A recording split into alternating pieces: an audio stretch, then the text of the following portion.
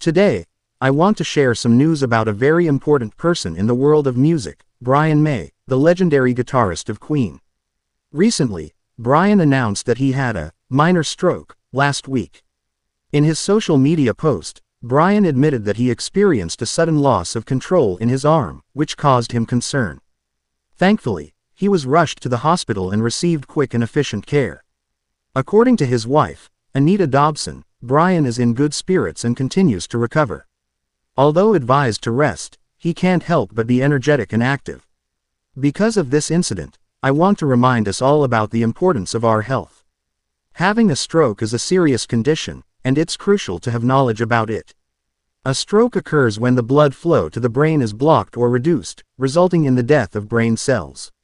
Stroke symptoms can include sudden weakness or numbness in the face, arm, or leg, especially on one side of the body, sudden confusion or difficulty speaking, sudden vision loss in one or both eyes, sudden dizziness or loss of balance, or sudden severe headache. If you experience any of these symptoms, it's crucial to seek immediate medical attention. The faster a stroke is treated, the higher the chance of a full recovery. Despite his experience, Brian is showing a positive outlook and continues to inspire his fans. I want to express my heartfelt well wishes to Brian and his family. May he have a speedy and complete recovery. This event reminds us that life is short and it's important to cherish every moment. May we have the courage to face life's challenges and continue to inspire each other. Thank you. Mga minamahal kong kaibigan, ngayon ay nais kong ibahagi ang isang balita tungkol sa isang mahalagang tao sa mundo ng musika, si Brian May, ang maalamat na guitarist ng Queen. Kamakailan lamang, nag-anunsyo si Brian na nagkaroon siya ng minor stroke noong nakaraang linggo. Sa kanyang pagbabahagi sa social media, inamin ni Brian na nagkaroon siya ng biglaang pagkawala ng kontrol sa kanyang braso, na nagdulot ng pag-aalala sa kanya. Mabuti na lamang at agad siyang naisugod sa ospital at nakatanggap ng mabilis at mahusay na pangangalaga. Ayon sa kanyang asawa na si Anita Dobson, si Brian ay nasa mabuting kalagayan at patuloy na nakakabawi. Bagaman pinapayuhan siyang magpahinga, hindi niya maiwasan ang kanyang pagiging masigla at aktibo. Dahil sa pangyayari, nais kong ipaalala sa ating lahat ang kahalagahan ng ating kalusugan.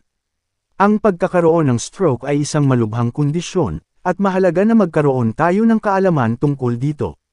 Ang stroke ay nangyayari kapag ang daloy ng dugo sa utak ay naharang o nabawasan, na nagreresulta sa pagkamatay ng mga selula ng utak. Ang mga sintomas ng stroke ay maaaring magsama ng biglaang kahinaan o pamamanhid sa mukha, braso, o binti, lalo na sa isang panig ng katawan, biglaang pagkalito o kahirapan sa pagsasalita, biglaang pagkawala ng paningin sa isang mata o pareho, biglaang pagkahilo o pagkawalan ng balanse, o biglaang matinding sakit ng ulo. Kung nakakaranas ka ng alinman sa mga sintomas na ito, mahalagang humingi ng agarang medikal na atensyon. Ang mas mabilis na paggamot sa stroke, mas mataas ang posibilidad ng kompletong paggaling. Sa kabila ng kanyang karanasan, si Brian ay nagpapakita ng positibong pananaw at patuloy na nagbibigay ng inspirasyon sa kanyang mga tagahanga. Nais kong ipahayag ang aking taos-pusong pagbati kay Brian at sa kanyang pamilya. Naway magkaroon siya ng mabilis at kumpletong paggaling. Ang pangyayaring ito ay nagpapaalala sa atin na ang buhay ay maikli at mahalaga na pahalagahan ang bawat sandali. Naway magkaroon tayo ng lakas ng loob upang harapin ang mga hamon sa buhay at patuloy na magbigay inspirasyon sa isa't isa. Maraming salamat.